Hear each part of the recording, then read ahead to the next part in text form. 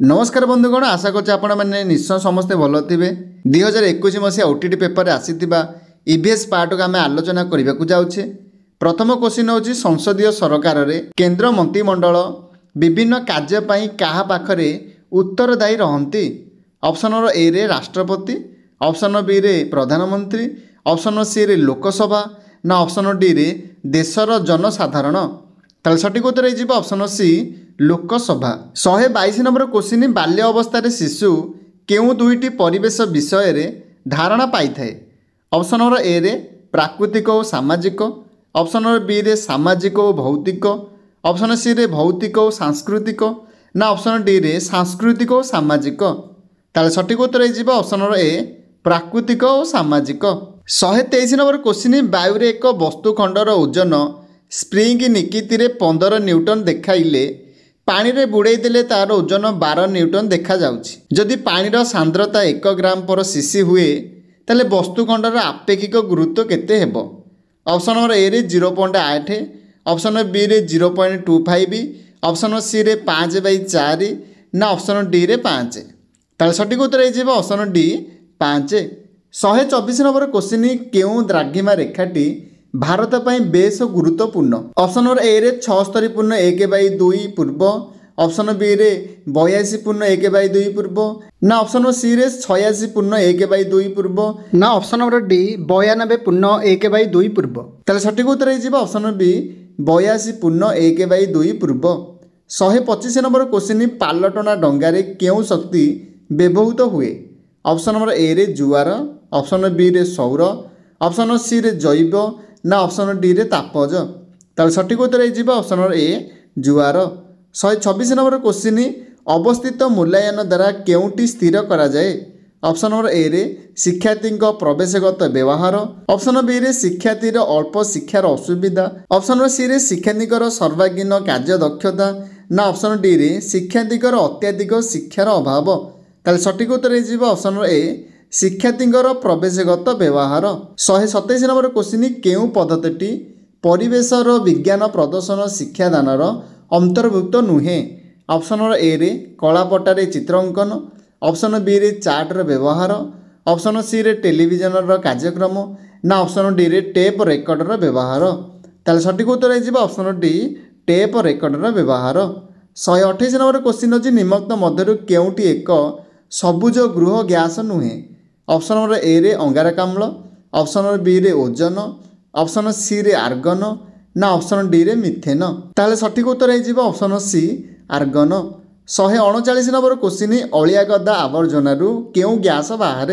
Option number A रे methane, option B रे प्राकृतिक गैस, ऑप्शन सी रे एलपीजी ना ऑप्शन नंबर डी रे सीएनजी। ताले सठिक उत्तर हो option number A methane. 130 number question होची केउ मानक सूचक परीक्षण प्रक्रिया शिक्षणर परिमाप स्थिरता को सूचाई थाए। ऑप्शन नंबर ए रे वैधता, ऑप्शन बी रे विश्वसनीयता, ऑप्शन सी रे व्यवहारिकता ना ऑप्शन डी रे वस्तुनिष्ठता। ताले सठिक उत्तर हो ऑप्शन बी विश्वस्तता। 131 नंबर क्वेश्चन होची केते तापमात्रा रे शब्दर वेग यार 27 डिग्री सेल्सियस मूल्यर 2 गुण हेबो। ऑप्शन नंबर ए रे 45 डिग्री सेल्सियस, ऑप्शन बी रे 600 डिग्री सेल्सियस, ऑप्शन सी रे 927 डिग्री सेल्सियस ना ऑप्शन डी रे 1200 डिग्री सेल्सियस। ताले सठिक उत्तर हो option C 927 degree Celsius. 132 number question पारदर विषाक्त प्रभाव केउ रोग होता है। ऑप्शन नंबर ए रे पेलाग्रा, ऑप्शन बी रे मिनीमत्ता, ऑप्शन सी रे इताई ना ऑप्शन डी रे रिकेटस। ताले सठिक उत्तर हो ऑप्शन नंबर बी मिमीमत्ता। 133 नंबर क्वेश्चन भारत रे केउ शस्य सहित सबुज विप्लव आरंभ होइथिला। ऑप्शन नंबर ए रे धान, ऑप्शन बी रे गहम, ऑप्शन सी रे आखु ना ऑप्शन डी रे कपा। ताले सठिक उत्तर हो ऑप्शन बी गहम। 134 नंबर क्वेश्चन भूगोल शिक्षा रे व्यवहृत सहायक सामग्री कहा पई उद्दिष्ट। ऑप्शन नंबर ए रे छात्र, ऑप्शन बी रे शिक्षक, ऑप्शन सी रे उभय छात्र और शिक्षक ना ऑप्शन डी रे विद्यालय। ताले सठिक उत्तर हो ऑप्शन सी उभय छात्र और शिक्षक।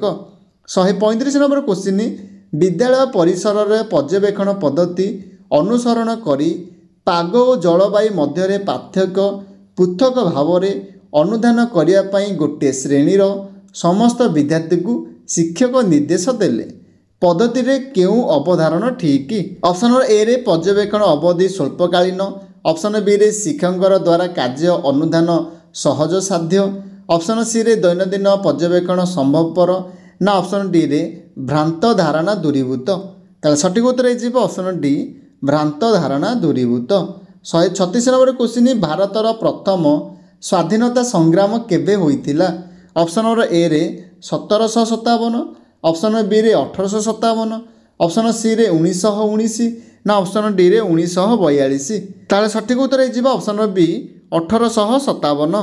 137 ନମ୍ବର କ୍ୱେଶ୍ଚିନ୍ ଶିକ୍ଷାଦାନ ଓ ଶିକ୍ଷଣ କ୍ଷେତ୍ରରେ ପରିମାଣାତ୍ମକ ଗବେଷଣା ପାଇଁ ହେଉଥିବା ପରିସଂଖ୍ୟାନଗତ ବିଶେଷତାରେ କେଉଁଟିର ଆବଶ୍ୟକତା ପଡ଼େ ନାହିଁ?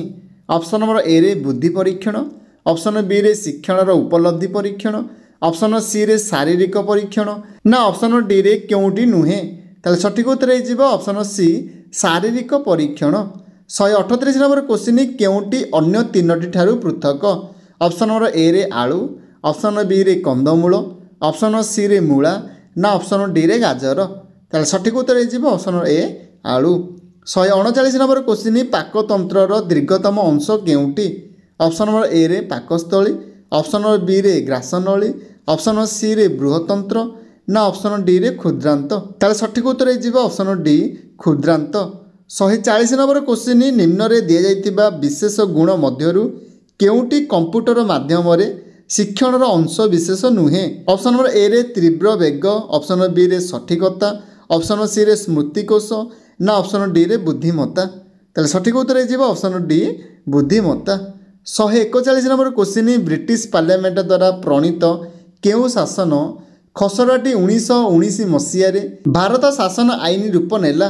ଅପସନ୍ ନମ୍ବର ଏ ରେ ମଣ୍ଟେଗୁ ଚେମ୍ସଫୋର୍ଡ ସଂସ୍କାର ଆଇନ, ଅପସନ୍ ବି ରେ ମାର୍ଲେ ମିଣ୍ଟୋ ଶାସନ ସଂସ୍କାର ଆଇନ, ଅପସନ୍ ସି ରେ କ୍ୟାବିନେଟ୍ ମିଶନ ଆଇନ, ନା ଅପସନ୍ ଡି ରେ ରାଓଲତ ଆଇନ। ତାହେଲେ ସଠିକ୍ ଉତ୍ତର ହେଇଯିବ ଅପସନ୍ ଏ ମଣ୍ଟେଗୁ ଚେମ୍ସଫୋର୍ଡ ସଂସ୍କାର ଆଇନ। 142 ନମ୍ବର କ୍ୱେଶ୍ଚିନ୍ ଭାରତର ସମ୍ବିଧାନର ରକ୍ଷାକର୍ତ୍ତା କିଏ? ଅପସନ୍ ନମ୍ବର ଏ ରେ ରାଷ୍ଟ୍ରପତି, ଅପସନ୍ ବି ରେ ଲୋକସଭା, ଅପସନ୍ ସି ରେ ରାଜ୍ୟସଭା, ନା ଅପସନ୍ ଡି ରେ ସର୍ବୋଚ୍ଚ ନ୍ୟାୟାଳୟ।